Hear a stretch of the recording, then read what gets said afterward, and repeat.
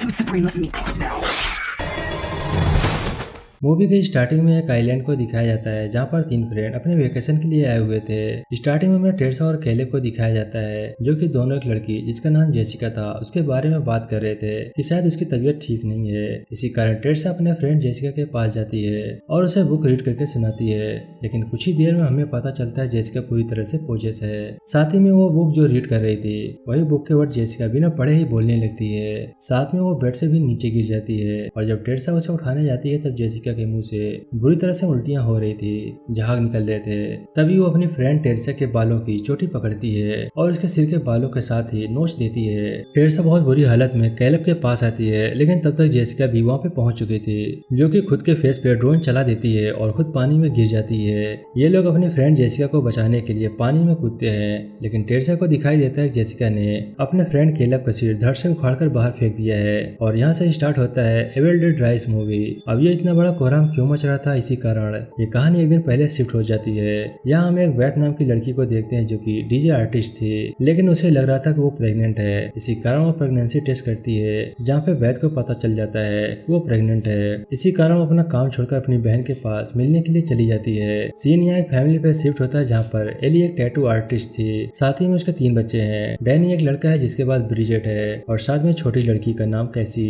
इस फैमिली की कंडीशन ज्यादा अच्छी नहीं थी क्योंकि उनके फादर इनके साथ नहीं रहते थे। एली को वो पैसे भेज दिए करते थे लेकिन उसके बाद वो अपने बच्चों पर ध्यान नहीं रखते थे। डैनी को भी म्यूजिक का बहुत शौक था। इसी समय हमें दिखाया जाता है कि बैथ अपनी बहन से मिलने के लिए एली के घर पे पहुंच चुकी थी। एली अपनी बहन को एक्सपेक्ट नहीं कर रही थी। साथ ही हमें यह भी समझ में आता है कि इन दोनों बहनों के बीच में ज्यादा बनती नहीं थी। बच्चों को यहाँ पे पिज्जा लेने के लिए भेज दिया जाता है। पीछे से एली और बैथ बात कर रहे थे कि आखिर इन लोगों के बीच में इतनी प्रॉब्लम क्यों चल रही है। अगर एली इतनी ज्यादा प्रॉब्लम है थी तो शायद उसे अपनी बहन यानी कि बैथ को एक कॉल करना चाहिए था। तब एली बताती है उसने अपनी बहन को 2 बार कॉल किया था लेकिन बैथ ने एक बार भी उस पर ध्यान नहीं दिया और एली पहले ही अपने हस्बैंड और अपने बच्चों के कारण बहुत परेशान रह रही थी। लेकिन जो भी हुआ वो अच्छा ही हुआ। बैथ उनको संभालने के लिए आ गई थी। हम देखते हैं बच्चे यहाँ पे पिज्जा लेकर पहुंच चुके थे और इसी समय यहाँ पे एक बहुत बड़ा अर्थक्वेक आता है 5.1 स्केल का। बच्चे अभी भी बेसमेंट में थे। उनके यहाँ से पिज्जा, ड्रिंक सब कुछ गिर जाता है और पता चलता है जमीन पर एक बहुत बड़ी दरार बन गई है। डैनी को शौक आ रहा था इस दरार को देखने के लिए, इसी कारण वो आगे जाता है और उसे पता चलता है यहाँ पे तो एक बहुत बड़ा खड्डा भी बना है। खड्डे से होते हुए नीचे पहुंच जाता है जहाँ उसे दिखाई देता है ये तो एक पुराना बैंक था। इसी कारण वो छोटे मोटे लॉकर्स को खोलने लगता है। उसे लगता है अगर इसमें कुछ पैसे वैसे मिल जाएं या कोई एंशिएंट डॉक्यूमेंट्री मिल जाए तो उसकी मम्मी की पैसों में हेल्प कर सकता है। लेकिन वो इन सब चीजों को ढूंढते ढूंढते एक ऐसी जगह पे पास पहुंच जाता है जहाँ पर एक बुक को बंद किया गया था। साथ ही में वहाँ पर कुछ कैसेट भी रखे गए थे। ब्रिजेट उसे बार बार ऊपर आने के लिए कहती है और इसी टाइम पर डैनी के ऊपर एक बहुत बड़ी जीसस का आइडियल ऑलमोस्ट ऊपर से गिरने ही वाला था। ये चीजें देखकर साफ पता चल रहा था किसी न किसी चीज को यहाँ पर रोक कर रखा गया था। इसी कारण जीसस के कई सारे लॉकेट ऊपर टांगे गए थे। साथ ही में जीसस की एक बहुत बड़ी मूर्ति को भी यहाँ पर खड़ा किया गया था। लेकिन डैनी इन चीजों को बिना नोटिस किए बुक और कैसेट को अपने साथ ले आता है। एलिजा और बैथी के आसपास 2 फ्लैट थे। एक लड़की का नाम गैब्रियल था और दूसरे में एक अंकल भी रहा करते थे जिन्हें नहीं पता था एली की एक बहन भी है। एली बुरी तरीके से डरी हुई थी और सबको बताती है कि उसे बच्चों को ढूंढना है। बच्चे पिज्जा लेने के लिए गए हुए हैं। इसी समय पर सारे बच्चे एक साथ में लिफ्ट से ऊपर आ जाते हैं और एली गुस्सा करती है कि अर्थक्वेक के टाइम पे तुम्हें लिफ्ट यूज नहीं करनी चाहिए थी। एली अब घर की साफ सफाई करने लग जाती है और इसी समय पर डैनी उस बुक को ओपन करता है। साथ ही में उसे जो कैसेट मिलते हैं वो सब चीजें ब्रिजेट को दिखाता है। ब्रिजेट बहुत गुस्सा करती है, उसे इन सब चीजों को लेकर नहीं आना चाहिए था, ये कुछ भी हो सकती है और शायद इसे वापस रख देना चाहिए। लेकिन डैनी बात नहीं मानता और उस बुक को ओपन करने की कोशिश करता है। ये बुक एक मुक्के जैसी थी जिसके अंदर कई सारे दांत लगे हुए थे। वो इतने तीखे थे कि डैनी का ब्लड निकल जाता है। साथ ही में वो ब्लड बुक के ऊपर गिर जाता है जिससे कि वो बुक एक तरीके से हम समझ सकते हैं कि एक्टिवेट हो जाती है और वो अपने आप ओपन हो जाती है। बुक के ओपन होते ही उसमें से बहुत खतरनाक वाले पिक्चर दिखाई देते हैं जो कि एक मॉन्स्टर बता रहा था कि इंसानों को किस तरीके से मारता है। हर पेज पर इंसानों को मारने के अलग अलग तरीके थे।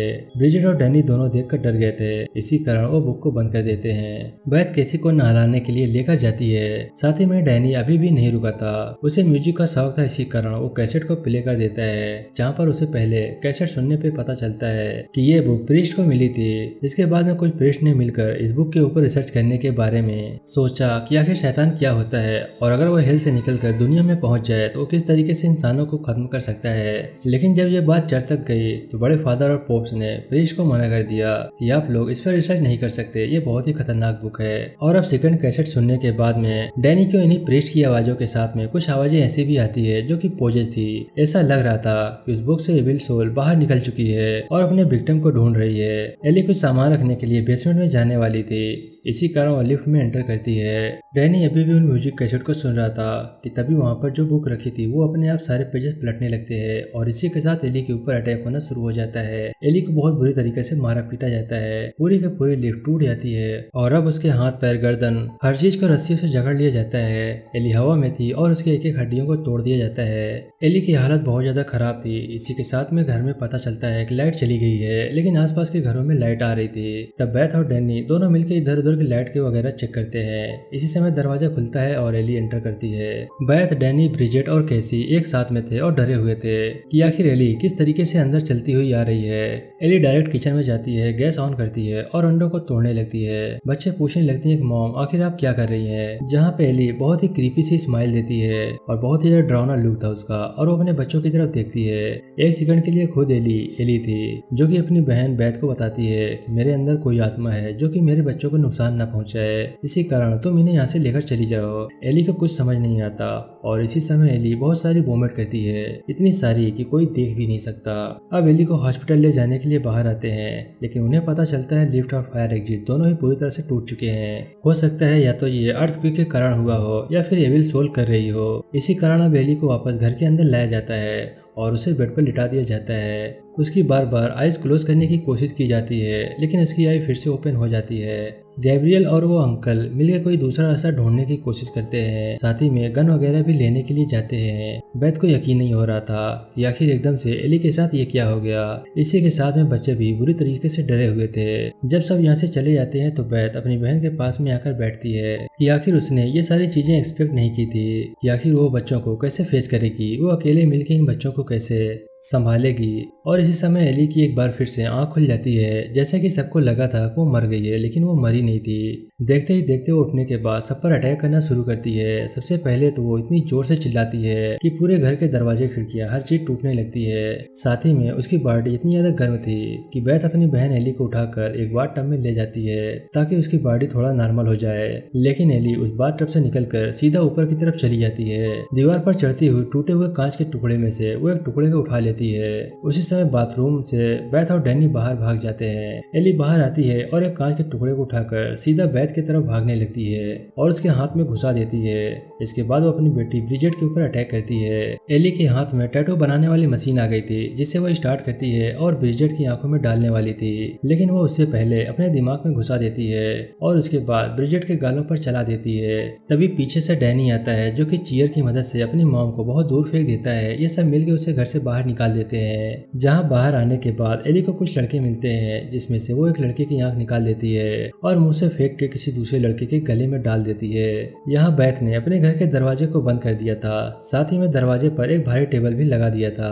बैथ जब दरवाजे से बाहर देखती है तो उसे पता चलता है कि बाहर जितने भी लड़के थे वो सारे के सारे मारे गए हैं। साथ ही गैब्रियल अंकल जो कि गन लेने गए थे उन्हें भी एली ने मार दिया है और अब वो सबको दरवाजा खोलने के लिए कह रही थी। बैथ को लगता है कि वो खिड़की से कूद के बाकी बच्चों को बाहर निकालकर बच जाएगी, लेकिन बाहर बहुत तेज बारिश हो रही थी और वो इतने ऊपर रह रहे थे कि जहाँ से जंप भी नहीं कर सकते थे।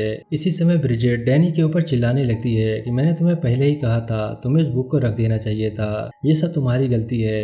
जब बैथ डैनी से पूछती है कि आखिर तुम कौन सी किताब लाए थे, ब्रिजेट क्या कह रही है, जहाँ डैनी बैथ को उसी बुक के पास ले जाता है और सब कुछ बताता है कि जैसे जैसे उसने बुक को ओपन करी और दोनों कैसेट चलाई उसके बाद में ये सब कुछ होना स्टार्ट हो गया था। लेकिन अभी भी एक आखिरी कैसेट सुनना बाकी है जिसके अंदर प्रीस्ट मंत्र पढ़ रहे हैं। इससे हो सकता है शायद एली ठीक हो जाए। तब बैथ कहती है ये काम वो खुद करेगी और बाकी बच्चों को बाहर रहना चाहिए। इसी टाइम हम देखते हैं कि एक छोटी बच्ची कैसी अकेली थी और उसे बाहर खड़ी एली मॉम बन के उसे बुला रही थी। कैसी बच्ची होने के कारण आगे तक पहुंच जाती है। इसी समय हमें ब्रिजेट को भी हाल देखते हैं जो कि हमें पता चलता है वो भी पोजेस हो गई है क्योंकि एली ने अपने खून से उसके गाल पर निशान बना दिया था, यानी कि वो भी अब विक्टिम थी। देखते ही देखते ब्रिजेट का हाल बहुत बुरा होने लगता है। उसकी आंख, नाक, मुंह, कान हर जगह से ब्लैक ब्लड निकलने लगता है। दरवाजे के बाहर एली को बहुत सारी गोलियां भी लग गई थी। उसकी हालत खराब थी, फिर भी वो जिंदा थी।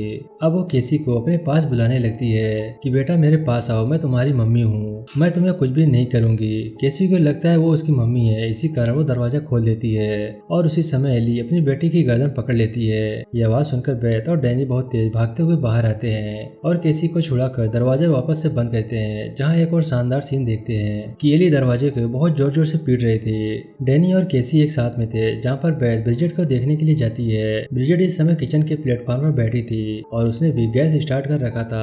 बेथ जब ब्रिजेट से पूछती है आखिर तुम क्या कर रही हो, और ब्रिजेट जब पीछे मुड़ती है तो ये सीन बहुत ही ज्यादा खतरनाक था, क्योंकि ब्रिजेट अपने मुंह से गिलास को खा रही थी। सारी गिलास उसके मुंह के अंदर जाने से उसका पूरा मुंह खराब हो गया था। उसके अंदर भी एक एविल सोल थी जो कि सबको हार्म पहुंचाना चाहती थी।